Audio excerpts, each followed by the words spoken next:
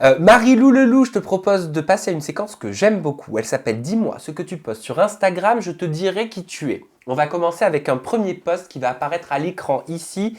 Donc il s'agit d'une photo, tu es de dos, tu montres 2 tatouages papillons et je crois que le papillon a une place très importante dans ta vie. Oui. J'aimerais que tu nous en parles. Alors, c'est un peu pas spirituel, mais genre, en fait, à chaque fois que je me pose des questions sur ma vie ou que je suis en pleine réflexion sur moi-même, à chaque fois, je vois un papillon quelque part. Donc pendant l'été, du coup, il y avait des papillons qui volaient partout, mais moi je dis, oh, t'as vu le papillon? Et tout le monde, ah non, j'ai pas vu. Il y avait que moi qui voyais le papillon.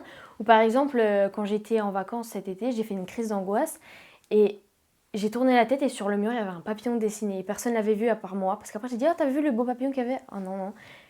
Et je sais pas, pour moi, c'est grave significatif et Bah oui, j'adore le papillon parce que ça représente aussi la. Parce qu'à la base, c'est une chenille. bien Après, sûr. ça se réincarne en papillon et je trouve que c'est hyper beau. Bah oui, c'est très joli, tu as raison. Deuxième photo que je te suggère, il s'agit pour le coup d'un autre tatouage, un peu plus imposant, mais très joli, que tu as apposé sur une de tes collaborations avec Jennifer, hein, Ouais. il me semble, et tu as bien fait.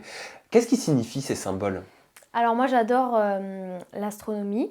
Donc, j'adore les planètes, les étoiles, tout ça. Je regarde souvent sur mon téléphone, j'ai une application qui s'appelle Skyview. Et le soir, je m'amuse à regarder. J'adore. J'adore. Ah ouais, Et faut savoir que quand j'étais au collège aussi, je m'étais fait harceler, mais pour une autre histoire encore. laquelle? Parce que au collège, on va dire que j'étais un peu ronde et je commençais à peine les vidéos sur YouTube. C'était vraiment les trucs. Et bref, je me faisais Bon, harceler t'avais pour des critiques ça. sur le poids, quoi. Aussi, ouais. Mais c'est pas possible, mais j'en ai marre, moi, d'entendre ça, mais je te jure, mais quand est-ce que ça va évoluer? Ouais. C'est dingue, ça. Bref, excuse-moi. Non, t'inquiète. Et du coup, à cette époque-là, je me dessinais tout le temps sur la main. Je dessinais tout le temps Saturne en premier sur la main gauche. C'est pour ça que j'ai fait à gauche, parce que pour Oui. moi, c'est significatif. Je dessinais tout le temps les planètes et tout. Et après, dans mon tatouage, il y a aussi la Terre, parce que j'aimerais beaucoup voyager. Et voilà, j'ai fait un mix de tout. Il y a aussi Mars, qui est aussi mon mois de naissance. Et voilà. Il est superbe, ce tatouage, vraiment. Merci. Il est magnifique. C'est ma Quat- tata qui l'a fait. Quatrième photo, on va la découvrir. Alors tu as mis en légende, j'essaie de plus en plus à accepter mon corps comme il est, avec ses défauts, comme ses qualités. C'est compliqué, mais j'essaie comme je peux. Quel défaut, quelle qualité tu vois? Bah du coup oui, à cause du collège, j'avais eu un peu un traumatisme et de la troisième à la seconde, j'ai perdu énormément de poids et je m'en étais pas rendu compte. Pour moi, j'étais toujours grosse. En fait, je me voyais dans le miroir, je me trouvais grosse. Et maintenant, avec du recul, quand je revois les photos, j'étais vraiment à la limite de l'anorexie. J'étais mais vraiment fine. Et c'est pour ça qu'en fait, je me dis qu'il y a des choses dans notre vie qui nous font des traumatismes qui restent. C'est pour ça que avec ce qu'on voit sur Instagram, les filles super belles, nanana, faut vraiment apprendre à s'aimer comme on est.